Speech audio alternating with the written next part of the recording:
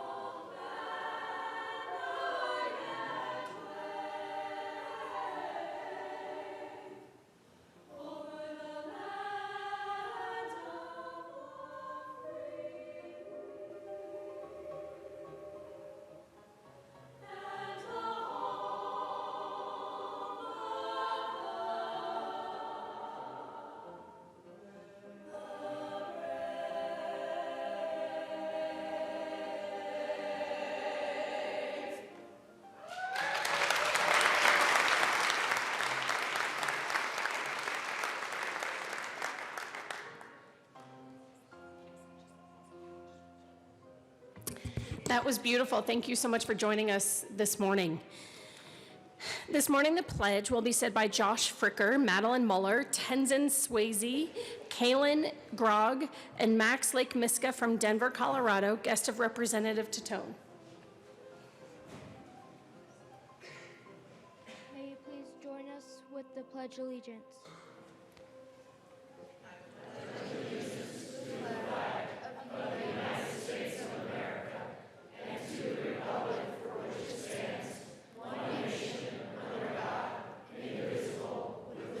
And justice for all.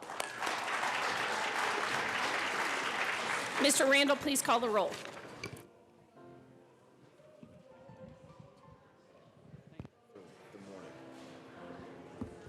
Representatives Arndt, Baisley, Benavidez,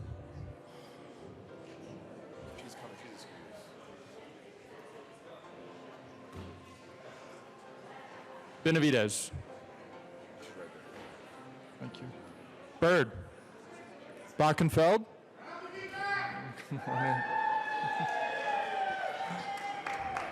Buck, Buckner,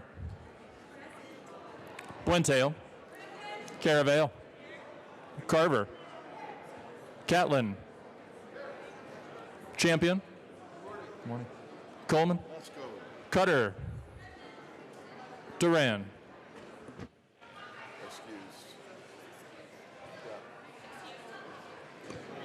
excused.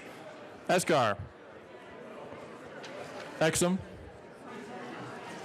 Froelich, Garnett, Geithner, Gonzalez Gutierrez, Gray, Herod, Holtorf, Hooten, Humphrey, Jackson, Marquez Lewis, Kennedy, Kip, Kraft Art, Landgraf,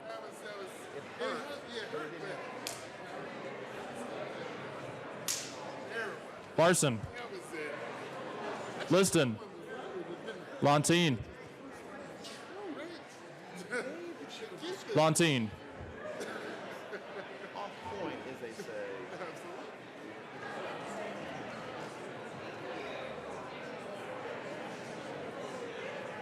Oh, okay. McCluskey, McKean, McLaughlin, Melton, Michelson Janae, Mullica, Neville, Pelton, Ransom, Rich, Roberts, Sane, Sandridge, Singer, Sirota, Sirota, Snyder, Soper, Sullivan, Tipper,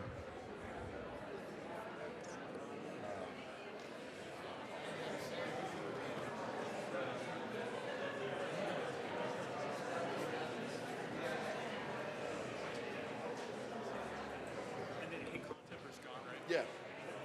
Tipper excused. Titone. A. Valdez. D. Valdez.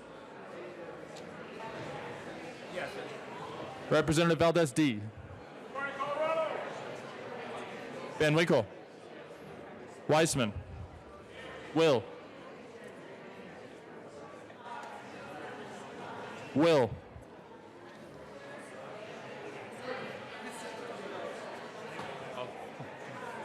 Williams. Wilson. Woodrow. Young. Madam Speaker.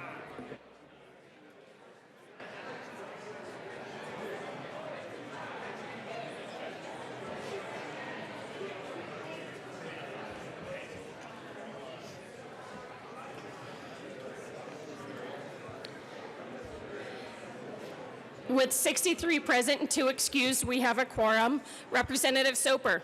Thank you, Madam Speaker. I move that the Journal of Friday, February 21st, 2020 be approved as corrected by the Chief Clerk. And I ask for a strong yay.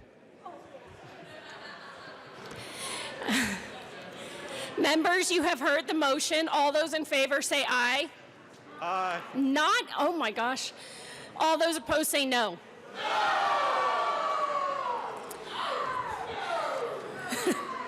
Representative Soper, what happened? The motion passes. Announcements and introductions, Representative Valdez. Well, good morning, Madam Speaker. Today is LGBTQ Lobby Day. You may have noticed by the Denver Women's Chorus, which was founded in 1984. They serenaded us with a beautiful version this morning of our favorite song. The chorus is a community of women with equal interests in the excellence of music and performances, as well as the communities they live and perform. And so, yeah, today is LGBTQ Lobby Day. As you may know, we are here, we are queer, and we are happy to be coming to your offices to talk to you about what matters to us today. And so, as you may know, over 300 families will be here to talk to you today. We've come from being the hate state to the great state, and we're all very proud to be here. This is our House LGBTQ caucus, and there's still work to do. So we're going to be talking to you about that. We appreciate your support and your listening to all the wonderful people who you're going to speak with today. Representative Herod. Thank you, Madam Speaker. And I just want to give a special acknowledgement to my pastor, Colorado's first LGBT African-American canon of the Episcopal Church, Pastor Broderick Greer. And I also want to acknowledge the first carriers of Colorado's Non-Discrimination Act that included LGBT communities and people, and that is the Webbs over here. Thank you, Mayor Webb and the Honorable Wilma Webb, for all that you've done. Representative Herod, you've got a $3 fine. Thank you. Not for the Webbs, but for Reverend Greer. Representative Hawkins Lewis. Thank you, Madam Speaker. I'm ready for the fine. I have to acknowledge the very first lesbian mayor of Lafayette is out in the lobby here, and we're so proud of her. So, Jamie Harkins is here. And that is not a fine because she is an elected official. Any other announcements or introductions? Seeing none, thank you, members. Next, Assistant Minority Leader Van Winkle. I'm sorry, Madam Speaker. Usually there's many more announcements, but I'd like to welcome members from the Independent Bankers Association right over here. Thank you for joining us in the House today. Yeah. Okay. Representative Michelson Janae. Thank you, Madam Speaker. I'd like to call the Capitol Choir forward. Capitol Choir. Stop. Freeze. Freeze, woman. Capitol Choir, Capitol Choir, Capitol Choir. Yes, I am not your usual Capitol Choir caller, as you might have noticed, because today is our Capitol Choir leader's birthday. So let us sing happy birthday to Representative Jackson. Ready? Happy birthday to you. Happy birthday to you. Happy birthday, Representative Jackson. Happy birthday to you. Happy birthday, Representative Jackson. Any other announcements? Representative Wilson. Colleagues, I understand it may be a late night tonight. So tomorrow morning there will be coffee, juice, pastries, and we can all pray to get through the rest of the week together. So we'll be meeting downstairs tomorrow morning. Thank you.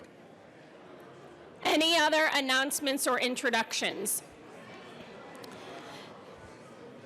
Then that brings us to our first order of business, which is consideration of memorials.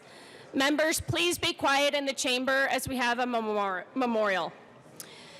Mr. Randall, please read the title of House Memorial 1003. House Memorial 1003 by Representative Sirota, memorializing former Representative Betty Neal. Representative Sirota. Thank you, Madam Speaker. I move for the adoption of House Memorial 20-1003 and request that it be read at length. Mr. Randall, please read the memorial at length. Whereas Our respected former colleague, Betty Neal, a past member of the Colorado House of Representatives, departed this life on October 12, 2018, at the age of 91. And whereas Representative Neal was born in Hiawatha, Kansas, on May 20th, 1927, and whereas Representative Neal lived in Denver for 60 years, from 1958 until the time of her passing, and whereas Representative Neal served with distinction as a member of the House of Representatives representing Denver and Arapahoe counties from 1975 until 1992, and whereas as a member of the House of Representatives she served on many standing committees: Game, Fish, and Parks, Local Government, Transportation and Energy, Appropriations, Finance, Health, Environment, Welfare and Institutions, Business Affairs and Labor, and Legal Services. And whereas Representative Neal was a House member on joint legislative committees, including the Joint Budget Committee, the Legislative Audit Committee, and the Capital Development Committee. And whereas Representative Neal sponsored or was involved with major legislation concerning workers' compensation, the Public Employees Retirement Association, establishment of the Martin Luther King Jr. holiday, and issues affecting children, families, and the disabled community in Colorado. And whereas at the request of Governor Roy Romer, she participated in trade missions to Germany and Taiwan to support Colorado businesses.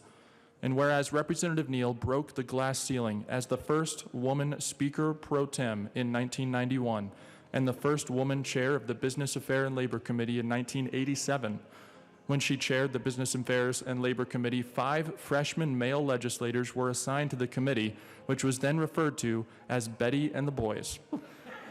And whereas both prior to and after service as a representative, she served the people of Denver in the office of the auditor prior to her legislative service and as a political appointee in the office of Mayor Wellington Webb after her legislative service. And whereas Representative Neal will be remembered for her kindness, particularly to new legislators whom she took to mentor in order to ensure that the traditions and rules of the body were continued and respected. And whereas Representative Neal was known for her intellect and her dedication to doing the best job for her district's residents, as well as for all residents of Colorado, regardless of party. And whereas Representative Neal will be remembered as a legislator with an enduring commitment to public service for her recognition of the importance of the role of the legislature historically and in the future, and for her integrity in respecting and protecting that role. Now, therefore, be it resolved by the House of Representatives of the 72nd General Assembly of the State of Colorado that in the death of Betty Neal, the people of the state of Colorado have lost a devoted public servant and an outstanding citizen, and that we, the members of the House of Representatives of the 72nd General Assembly, pay tribute to Betty Neal for her years of dedicated public service and do hereby extend our deep and heartfelt sympathy to the members of her family. Be it further resolved that a copy of this memorial be sent to Betty Neal's sons, Scott P. Neal and Stephen M. Neal. Representative Sirota. Thank you, Madam Speaker. While I didn't have the opportunity to know Representative Neal while she was alive, I have had the pleasure of hearing many stories about her from those who served with her and worked with her. And she worked across the aisle. She did what she believed was right on behalf of her constituents and all Coloradans. And I very much would have liked the opportunity to have gotten to know her. But you'll learn more from her colleagues who have come here today to honor her. Are there any other current members who would like to speak on this memorial? Then Representative Sirota, do you want to request a recess? Representative Sirota. Madam Speaker, under Rule 26F, I request a recess to allow former members to speak. The House will be in recess to allow former members to speak. Representative Sirota.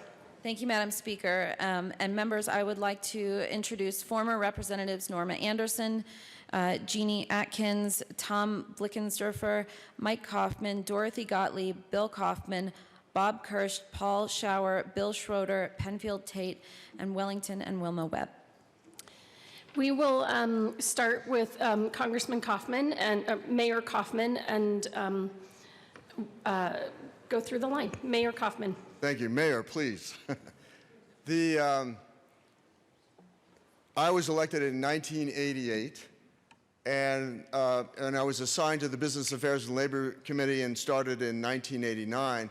And so I was one of Betty's boys that were known, and it was myself, I think, Tim Foster from Grand Junction, Steve Arviskow from Pueblo, Jeff Shoemaker from Denver, and Tony Gramsis, I think, from Golden.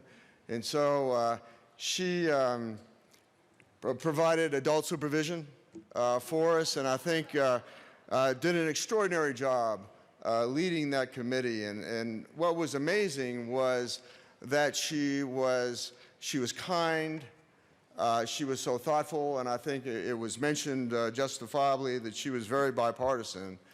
And she was never angry. And I think that's something we seem to have lost in politics, and she was extraordinarily bipartisan, which was a little bit normal, I think, then than it is today, unfortunately, in this chamber. But it is a sad day, but it is a great day to remember such an extraordinary woman who did so much for the state of Colorado. Thank you, Mayor Webb. Oh, okay, former Representative Wilma Webb.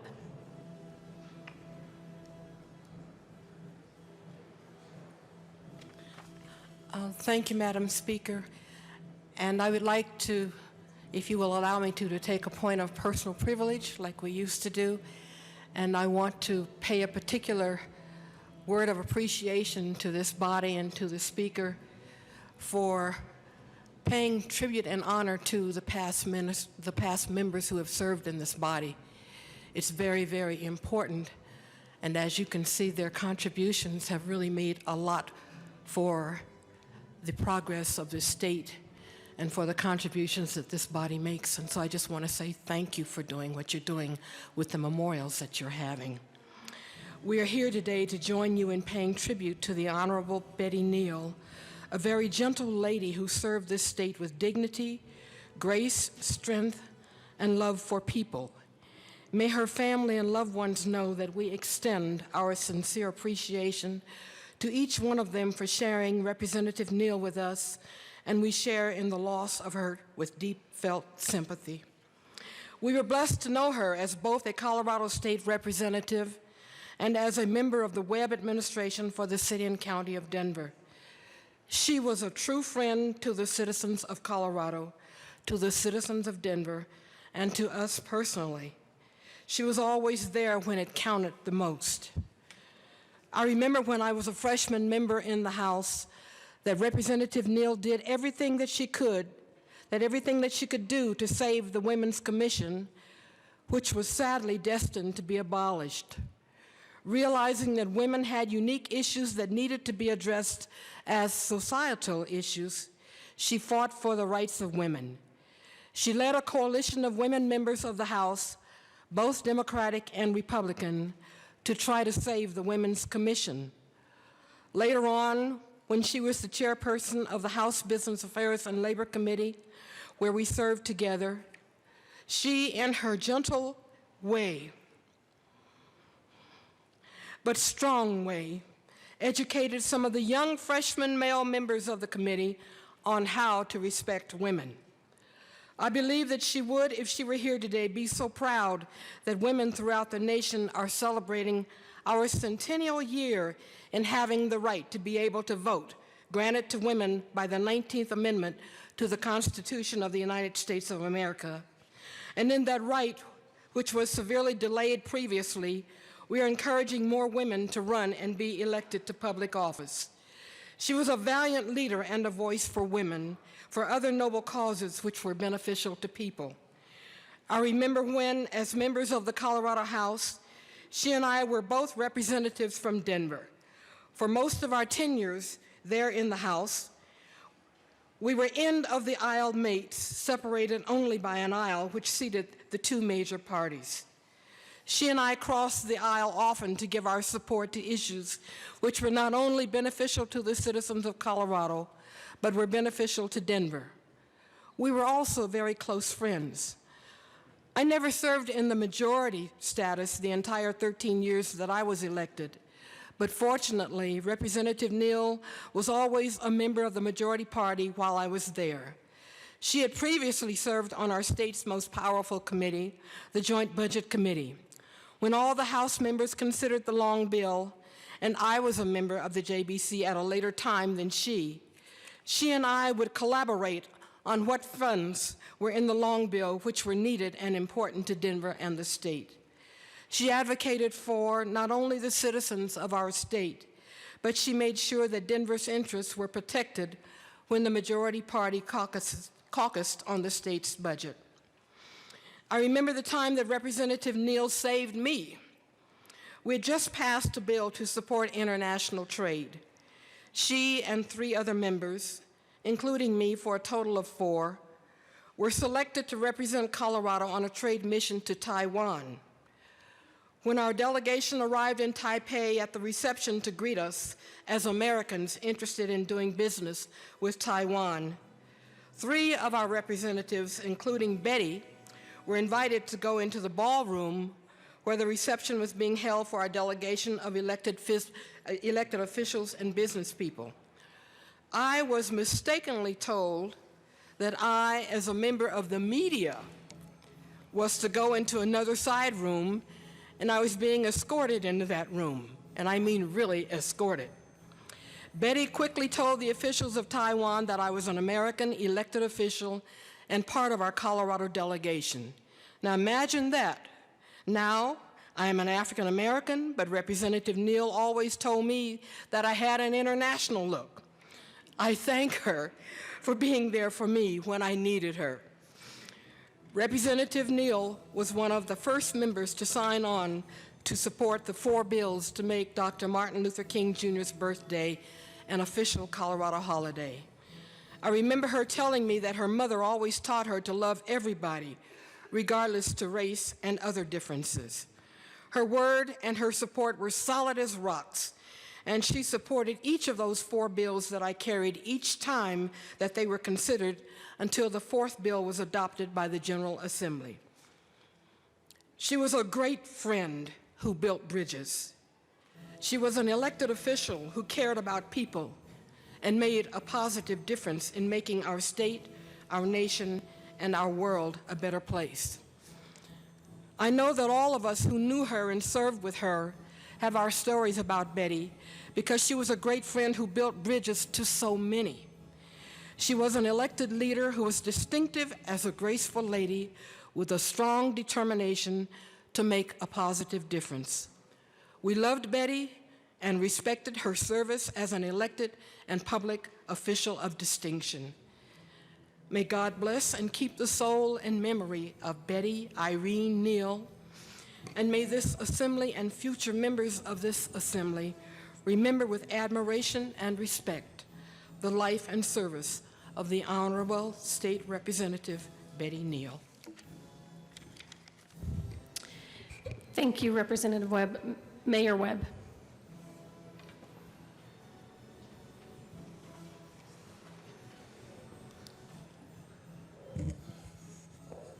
This is such a historic body because all of you that have been elected, as for some of us that have previously been elected, have been given this great honor to serve the people of Colorado by the constituents that elected us to serve. And the memories that we gather here are memories that we share for a lifetime. I only have 2 quick stories. One is that I used to ask Wilma why she always brought home a suitcase full of bills. And she said, well, Betty Neal does the same thing. We both have to carry the JBC bills home in a suitcase. And I said, I don't remember when I served, Reuben or Kirsch or myself carrying bills in a suitcase. She said, that's the difference between men and women. She said, women often get challenged at the mic, so we always have to make sure we know more than everybody else, and that you guys just go up there and orate and don't get challenged as much. Well, obviously, that was the last time I asked Wilma a question like that. Never ask a question if you don't know the answer. So I always thought about and can still see Betty carrying that suitcase a two-seater full of bills from the JBC, and Wilma doing the same.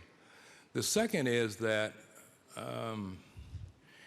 it's getting more and more difficult to come down here. I told Wilma I'm not sure I want to come down here anymore because this is, I think, the third memorial we've done, and I just understand that one of the individuals I served with from Pueblo, Leo Lucero, which we had the nickname Flash, had just passed, and a memorial was held for him on Friday. When I think of serving, I also think about, and each of you might want to think about this as well, where are you 30 years from now? 35 years from now? When you bring your grandkids down and say, that's when I served in the Colorado General Assembly. That's when I served and I sat in the second row or the third row in the third seat. So, Madam Speaker and Majority Leader and Minority Leader, I don't know where those photos are. I went down to look at the photo of me with the 6-inch afro, which I couldn't find, but it's over that way. But I was also looking for the picture of Ruben Valdez, and I was looking for the picture of Betty Neal. I think in some cases we have to maintain our history, not just for us. It's not an ego trip for us. It's saying that we were in a special place at a special time, and it means so much to the members of our family who we've taken so much time away from in order to serve. And for those grandkids and kids and nephews and nieces, I think it's pretty special for them to see each of your pictures up on the wall in the class that you were in. So to Betty, I also, and we'll close on this, and Wilma's happy because I'm also Baptist, and the Baptists tend to talk longer. I hired after I became mayor, I hired 3 individuals that were former legislators to represent the city and county of Denver. Dick Soash from the Western Slope out of Steamboat Springs, Ruben Valdez from Denver, and Betty Neal. Betty covered the JBC, Ruben carried the General Assembly as a whole, and Dick Soash covered the State Senate.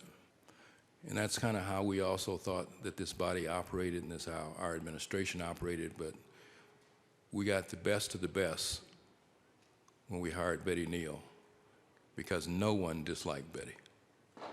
And one of the best things I learned from Betty is that she always said that if you want to get something done, it's always better to be liked. And I think Betty certainly proved that in all regards. Mayor Webb, you just inspired me to take a picture as I stand here now. Former Representative Penfield Tate.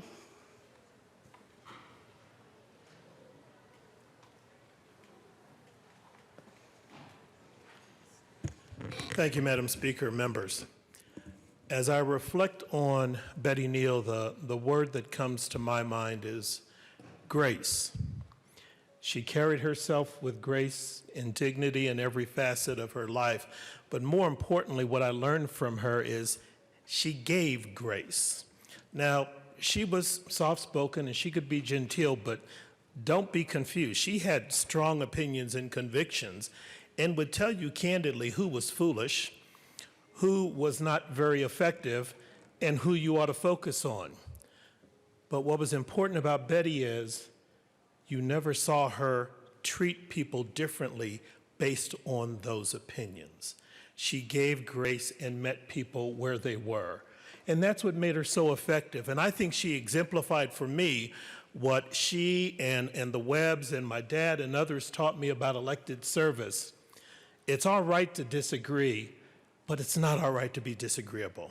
At the end of the day, we all have what, as a lawyer, we call a fiduciary obligation to the people of the state to do the best work and get things done. And Betty exemplified that. When Betty worked for Mayor Webb, I was on the Joint Budget Committee when I was in the Senate, and she would often come visit with me, and it was great. She would talk to me about the secrets of the JBC, how you can get stuff done invisibly if you didn't care about getting credit, but you just wanted to get the right thing done. Betty was masterful at that. And she was masterful at convincing people that what you were doing, no matter what it was the right thing and in the best interest of the people of the state, and left it to them to prove otherwise. Mayor Webb talked about a number of memorials that have occurred this year, and life is inevitable. There will be others to come. But I think it's important that even though these memorials are often about people many of you have never met, have never seen, and have only heard about, it's the spirit that they exemplify that passes through from them to all of the members elected and here now. So I, for one, want to thank all of you for your service and for being elected to represent the great state of Colorado. And thank you for the time and effort you put in here, because like you, none of us did it for the pay. And so you ought to at least enjoy the experience. But more importantly, and most importantly, is please continue to do the right thing for the people of the state of Colorado, because that's what Betty Neal did, and that's what she would have told you were she here with us today. Thank you. Thank you, Madam Speaker. Thank you, Representative Tate. Former Senator Norma Anderson. I think, oh, do I have to wait? Okay, I have to wait because you're a senator, not a representative. How about Dorothy Gottlieb, Representative Dorothy Gottlieb?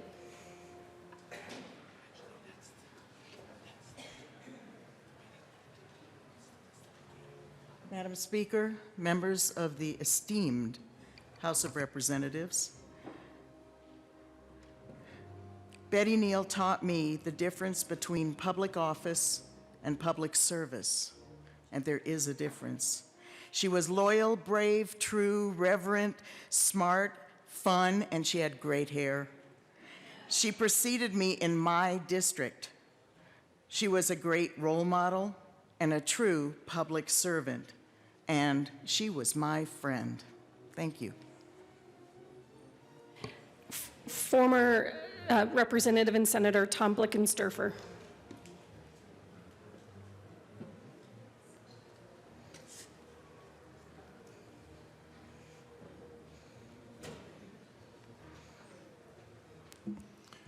Thank you, Madam Speaker and members.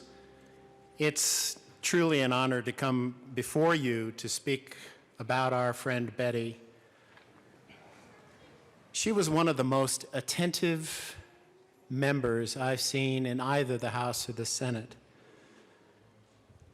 She stayed on top of everything and every activity that was going on, and you certainly know that when you get around to second reading and all kinds of things are going on while you're making commitments over here and trying to listen to somebody over here, you have a lot of activity going on, and Betty just stayed on top of it all. It was amazing. You went to Betty for advice. She probably bore more burdens in this capital than most of the people, because people came to her with their problems. Did she solve them? Maybe so, maybe not, but she added a perspective, and you always wanted Betty's perspective because she had a thumb on the pulse of this place.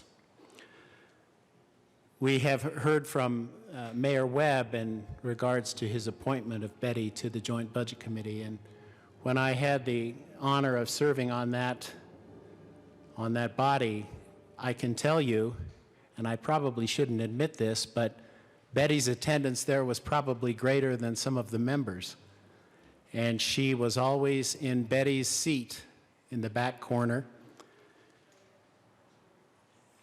The mayor's appointment of Betty was one of the stellar moves that has occurred in Colorado politics. Not only was it bipartisan, but he found somebody who was just as loyal as they come for any public servant, and is probably one of the great examples of that kind of service that one should offer to as an example. And who can forget Betty and the boys? I wasn't here at that time, and so I didn't get a chance to join that cadre, but I can only see that collection of young men and Betty doing her best to make it all happen. And she did, because she commanded the respect of the boys in the committee and took good care of them.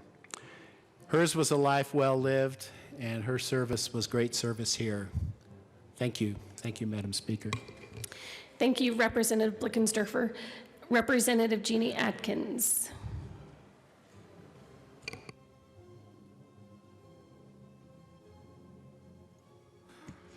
Thank you, Madam Speaker, members. Thank you. Obviously, I'm short. And I always have been. Betty was also.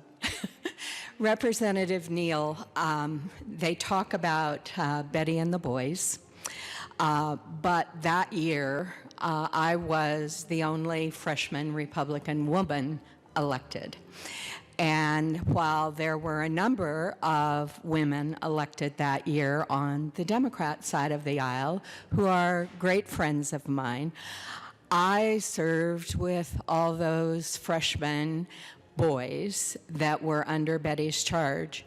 Betty, however, didn't just save her instruction for the boys. She was a wonderful mentor to me. When I walked up the stairs and took the oath of office the first time, I told her, I sat in the back row back there. I told her a couple days later that I was just in awe of having taken the oath of office and become an elected official. It was something that I never anticipated would happen.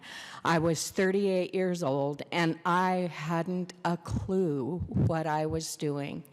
But Representative Neal decided that I would know everything there was to know about the rules, how to use them, about the Joint Budget Committee, how it worked, about committees and how to be a chairman. And later, when I chaired a committee as myself, she was always there. I served with Betty for the entire time that I was in the Colorado House of Representatives. And I will tell you, there is no person whom I respected more than Betty Neal. She was wonderful as a friend. She was terrific as a woman legislator. And she was someone we should all be thankful served here in this body. Thank you all. Thank you for your very moving tribute. Former Representative and Senator Norma Anderson.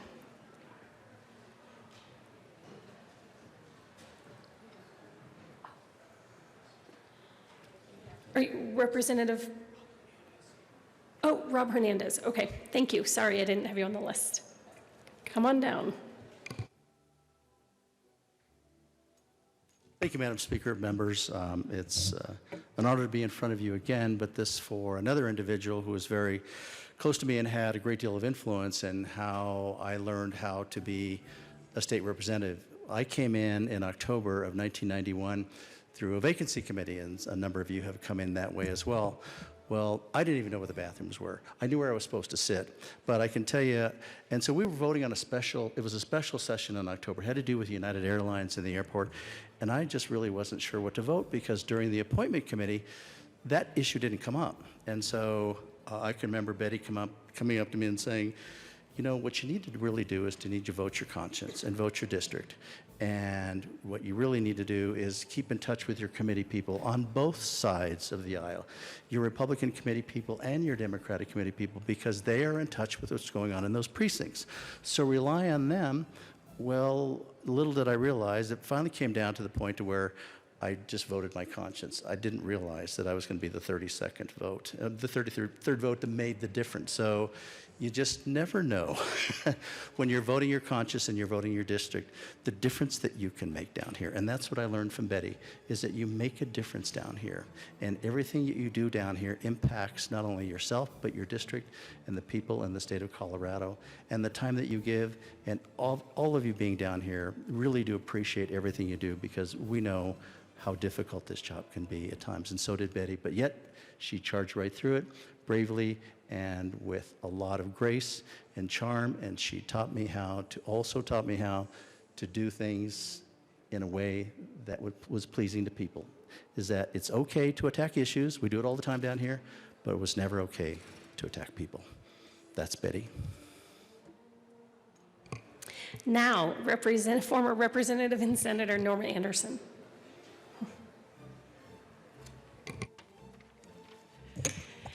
Thank you, Madam Speaker. The reason I requested to go last is I received several emails, and so I'm speaking for several people. That's how well-liked Betty Neal was. Tom Norton would have loved to have been here, but he's out of town, and he's sorry to miss, as he had great respect for Betty. David Owen. So sorry he could not be here today. Betty was a loyal friend and fellow JBC comrade. Jeannie Fotz, who also represented Denver, asked me to be sure you know how important she was to Denver. Her JBC service was only one aspect, but a very important one. After she left the legislative body, she worked for Denver's finance department and served as a liaison to legislators. I, being Jeannie, was always well informed about financial implications of upcoming legislation. Betty brought knowledge that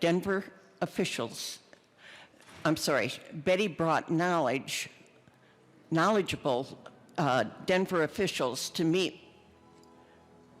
with many legislators individually, so questions were answered on the spot. Her respect for all legislators and understanding of their districts' needs made her extremely effective. And that's working out of the mayor's office. In today's strident world, she was genuinely a nice person and a fabulous collaborator. Bob Kirsch had planned to be here, but Bob ended up with a bronchial infection. He first met Betty now this is history before Betty served. He first met Betty in 1971 when she was an assignable row clerk. This gave her the opportunity to learn the process. She listened and learned the do's and don'ts and how to best to communicate. She was ready to serve when elected. She was always in conversations with members of both parties while she was in the House chambers. She listened and was upfront about where she stood. She worked hard to be elected as one of the few GOP Denver reps. She earned the Speaker's appointment to the JBC. At first, a few of her caucus members shadowed her at the JBC meetings to be sure she was up to the task. She handled it with great humor. No one was supposed to know she was being monitored. One time, as the JBC chairman was preparing to call the meeting to order, Betty asked him to wait because her monitors were not there as yet, and she didn't want him to miss anything. One of Betty's proudest accomplishments came, and you heard this before, when she was a key vote in the passage of the Dr. Martin Luther King Day. As to myself, I miss Betty. Not only was she a colleague, she was my friend. We had much in common. We did not serve on the same committees, but we did lots of work together. There's one bill that I do not believe would have passed without her, and that is the reform of workers' comp. She was instrumental in that endeavor.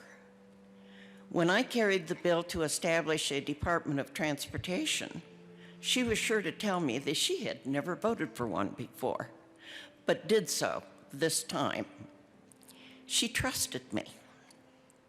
And that's what this body is built on, trust.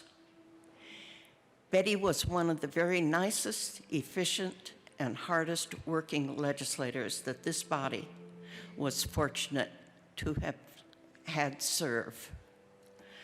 Rest in peace, my friend. Thank you, Senator Anderson. Are there any other former members who would like to speak at this time? Seeing none, the House will come back to order. The motion before us is the adoption of House Memorial 1003. Is there any further discussion? Seeing none, all those in favor say aye. Aye. All opposed say no. The motion is adopted. Representative Sirota. Madam Speaker, I move the current roll call of the House be added as co-sponsors.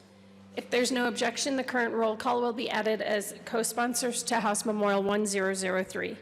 Representative Sirota. Thank you, Madam Speaker. At this time, I would like to introduce the family we have in the chamber today in honor of the memorial to former Representative Betty Neal, her son Scott Neal, and his fiancee Julie Morgan, and her son Stephen Neal.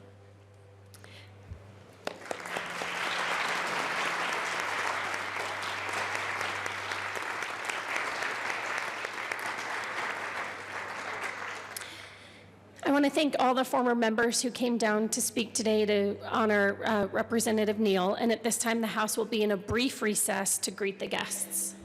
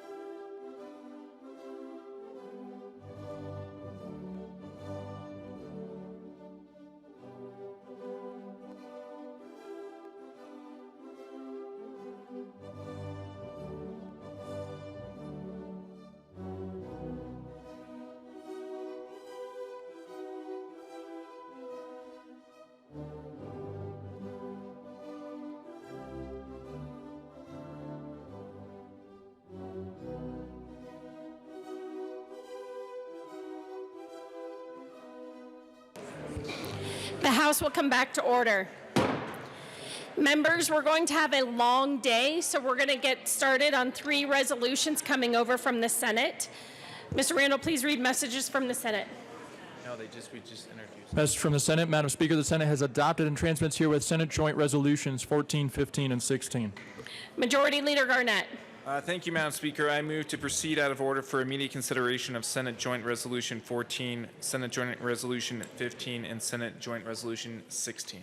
Seeing no objection, we will proceed out of order for 3 Senate resolutions. Mr. Randall, please read the title of Senate Joint Resolution 14. Oh, I'm sorry, we actually have to, introduction of memorials. Senate Joint Resolution 14 by Senators Gonzalez and Moreno, also Representative Gonzalez Gutierrez, concerning the recognition of Latino Advocacy Day. Senate Joint Resolution 15 by Senators Rodriguez and Garcia, also Representatives Buentello and Tipper, concerning recognition of the contributions of Latina and Latino veterans. Senate Joint Resolution 16 by Senators Gonzalez and Rodriguez, also Representatives Valdez D, concerning the Maestas desegregation case. Representative Gonzalez Gutierrez. Thank you, Madam Speaker. I move it's SJR 14 and ask that it be read at length. Mr. Randall, please read SJR 14 at length. Whereas Latina Advocacy Day celebrates 14 years of engaging Latinos from all over Colorado to speak out and help shape forward-thinking policies that make a difference in the lives of Latinos and Coloradans. And whereas Latinos are a key part of Colorado's constituency, calling our great state their home.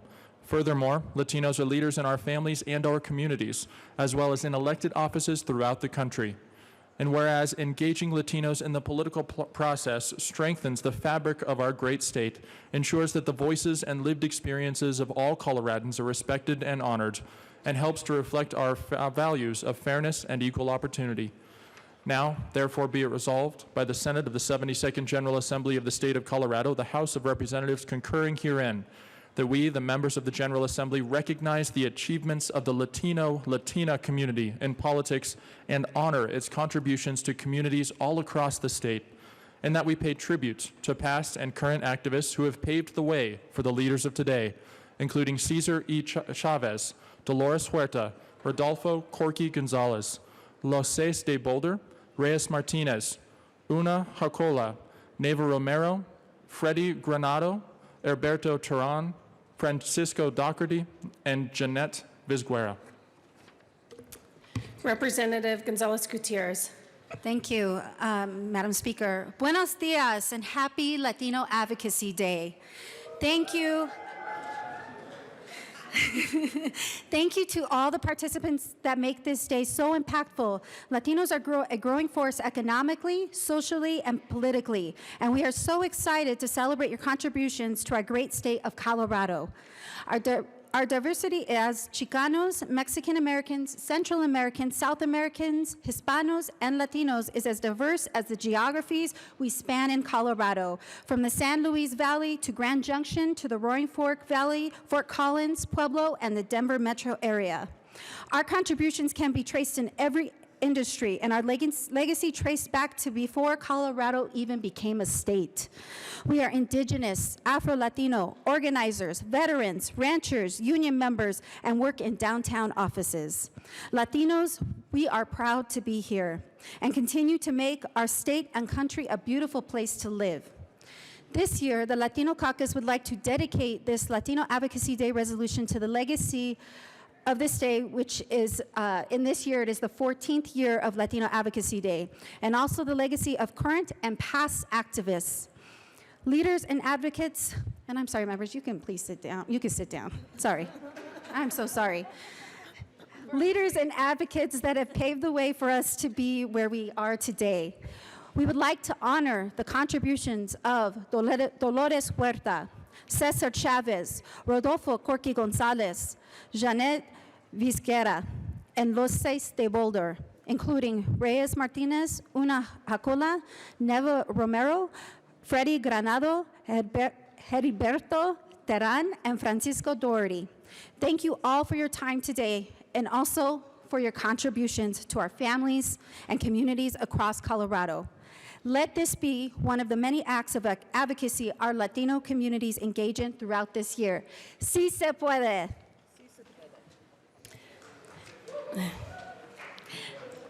Oh, do you want to? Okay. So we're going on to 15? Okay. I'm sorry. Oh, okay. So we're going to vote on 14, then go to 15, vote on 15, then go to 16. So, and you moved Senate Resolution 14? Okay. The question before us is the passage of Senate Resolution 14. All those in favor say aye. Aye. All opposed say no. The resolution is passed. You want me to open up the machine? Please open up the machine for co-sponsors.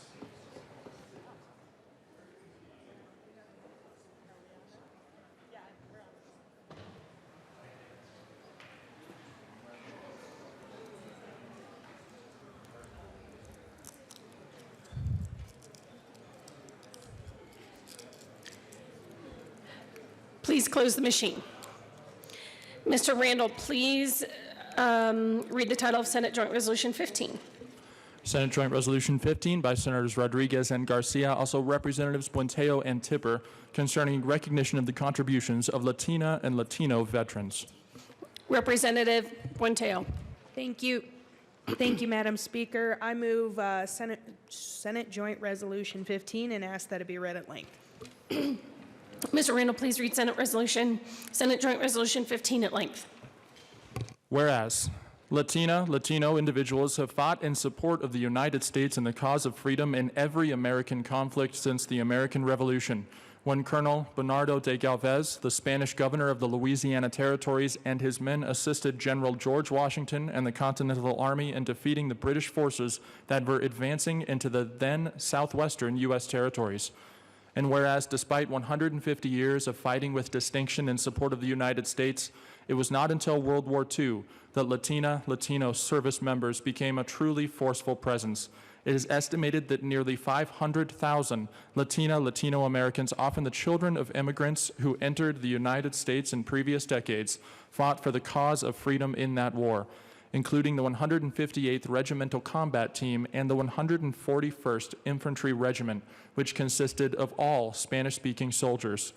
And whereas in 1948, Dr. Hector Garcia of Corpus Christi, Texas, founded the American GI Forum as a means of addressing cases in which Latino veterans were being denied services by the United States Department of Veterans Affairs under the GI Bill, including educational, medical, housing, and other basic benefits. Dr. Garcia and the American GI Forum worked diligently to secure equal access to all benefits, and in 1984, Dr. Garcia was awarded the Presidential Medal of Freedom by President Ronald Reagan.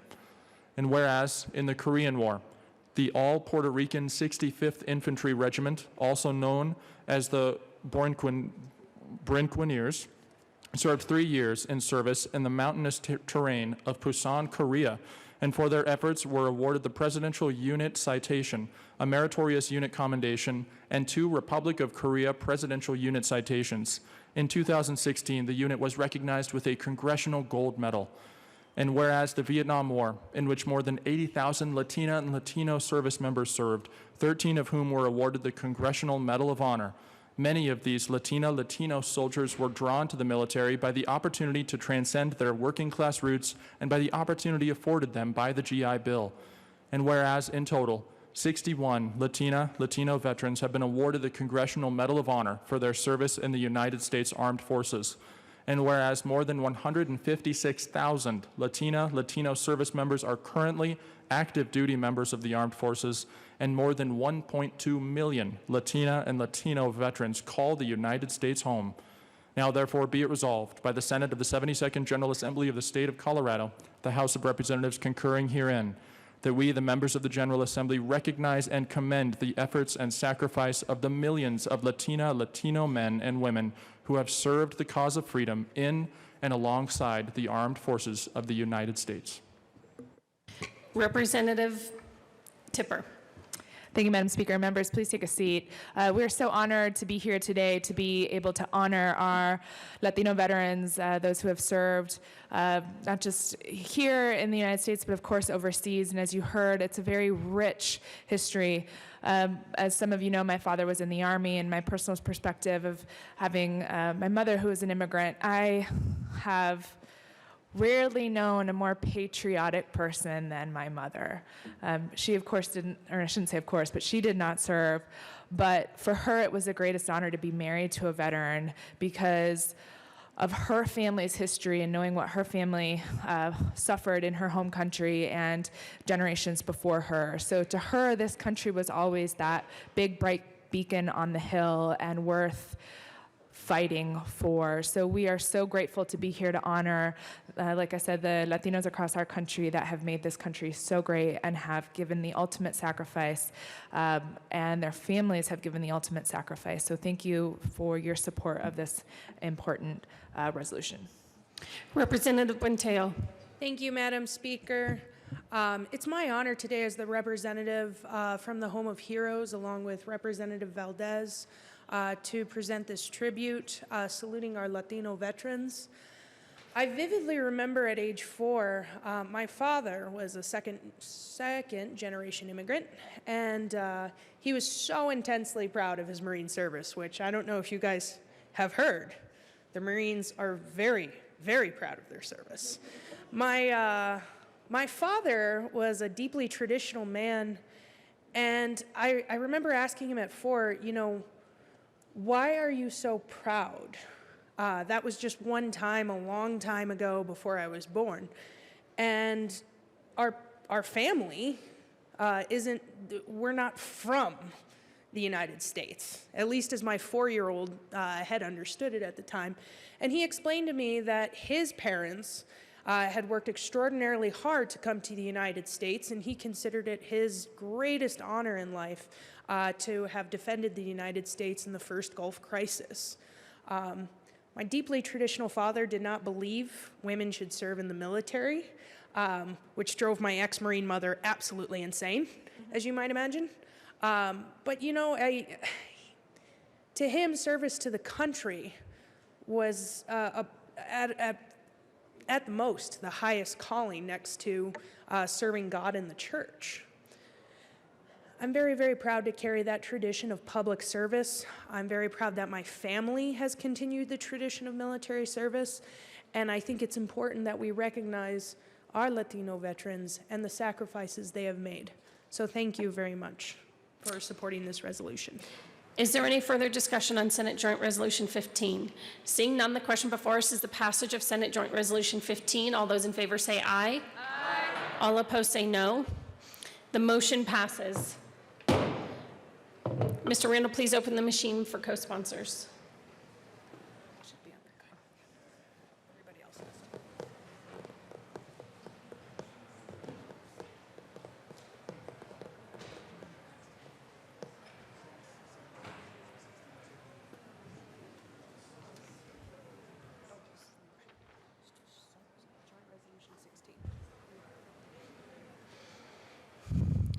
Please close the machine. Mr. Randall, please read the title of Senate Joint Resolution 16. Senate Joint Resolution 16 by Senators Gonzalez and Rodriguez, also Representatives Valdez D, concerning the Maestas desegregation case. Representative Valdez. Thank you, Madam Speaker. I move Senate Joint Resolution 16 and ask it to be read at length. Mr. Randall, please read Senate Joint Resolution 16 at length. Whereas, the nation's earliest and longest unheralded victory in the fight against educational segregation took place in the San Luis Valley between 1912 and 1914, largely benefiting the children of Alamosa. And whereas, in 1914, the Denver Catholic Register called the decision in Francisco Maestas v. George H. Schoen historic, noting that it was the time in the history of America that a court fight was made over an attempt to segregate Mexicans in school. The suit was established from grassroots concern for equal education of Alamosa's children. Whereas, lying unnoticed from 1914 to 2016, the case dates back to 1912, when Alamosa was still part of Conejos County. The facts of the case stated that 10-year-old Miguel Maestas was forced to walk 7 blocks from his home on the north end of Ross Avenue to the Mexican school building at the intersection of 9th and Ross, whereas the McKinney Directory listed the Mexican Preparatory School as being at 9th and Ross with no telephone number listed. And whereas on September 2nd, 1913, Francesco Maestas went to the superintendent of schools and asked to enroll his son. The request was refused, and Maestas was told that he had to enroll his son in the Mexican school because land for that school was purchased in 1909 to serve only Mexicans. And whereas Maestas filed suit and was soon joined by fellow Hispanics and the Catholic Church, and whereas despite the fact that the area had long been part of the United States and the persons involved were born in the United States, distinctions were made between Mexican children and American children. And whereas after a lengthy trial, District Court Judge Charles Holbrook determined that the plaintiffs had made a sufficient case for admittance of the students and issued an order to the school board and superintendent to admit the children to the public school most convenient to their homes. And whereas Holbrook stated that in the opinion of the court, the only way to destroy this feeling of discontent and bitterness which has recently grown up is to allow all children so prepared to attend the school that is nearest them. Now therefore be it resolved by the Senate of the 72nd General Assembly of the State of Colorado, the House of Representatives concurring herein, that we, the members of the General Assembly, acknowledge the tireless efforts of the Latino community in advocating for the integration of our public schools and improving the outcomes for all students in Colorado. Representative Valdez. Thank you, Madam Speaker. Members, you may sit at this time. I'm truly honored to be up here today with the Latino Caucus as we continue moving education forward. A historic victory in the fight against education segregation happened right here in Colorado in the San Luis Valley. 10 years ago, Miguel Maestas had to walk 7 blocks to the Mexican school building, which included a railroad crossing. His father knew the dangers, particularly when there was inclement weather and when the superintendent of schools on September 2nd, 1913, asked to enroll his son in the closer school. The request was refused, and the Maestas was told his son had to be enrolled at the Mexican school. A suit was filed in 1913, and in 1914, it was announced that the courts had favored with the Mexican Americans. The segregation was not because Mexican children could not speak English, as the superintendent had claimed, but because of race, prejudice the school board and the superintendent had against Maestas people. This was the first suit in the country brought to the courts to address the segregation of Mexicans in the schools and was a monumental step towards education equality during that time. And with that, I'd like to recognize the Latino Advocacy Day here at the Capitol and the students who are here. And individuals, please stand and be recognized, and let's give them a warm welcome.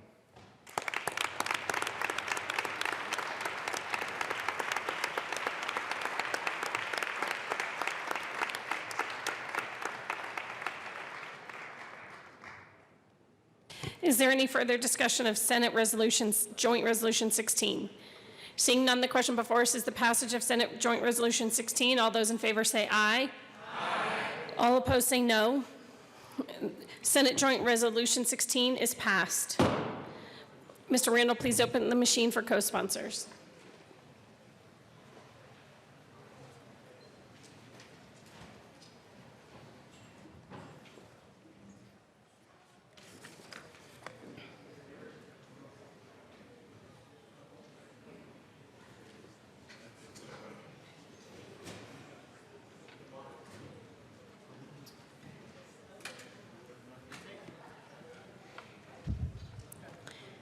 Please close the machine. That brings us to Majority Leader Garnett. Thank you, Madam Speaker. Members, I'll, after this quick announcement, move us into recess. I just want to give everyone a heads up on calendar for the rest of the day. Committees, upon adjournment, will go and meet. And then once those committees have concluded their work, probably around 4:00 p.m. today, we'll do a call to the House to come back and proceed on with the second reading general orders calendar, which is printed in your calendar, and I don't believe it will stray from that calendar. So there won't be a special orders calendar or anything like that. So with that, Madam Speaker. I think there are a couple announcements. Maybe Representative Herod. 4 o'clock, yeah. Thank you, Madam Speaker. Finance Committee, we will be meeting at 11:30. We will hear 11:15, 11:04, 11:90, 12:12, and 12:30. 11:04 will be moved on the calendar and will be last. Representative Roberts. Thank you, Madam Speaker. Rural Affairs and Agriculture, we're also meeting upon adjournment. We'll do 11:30 LSBA. We have quite a few bills, so we'll see you there at 11:30. Any others? Any other announcements or introductions? Representative Jackson.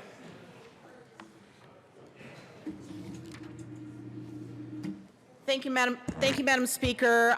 Energy and Environment, we're going to be meeting approximately at 11:50. We'll be hearing 3 bills, 1025, 1162, 1163, 1162, and 1163. Do have remote testimony. Thanks.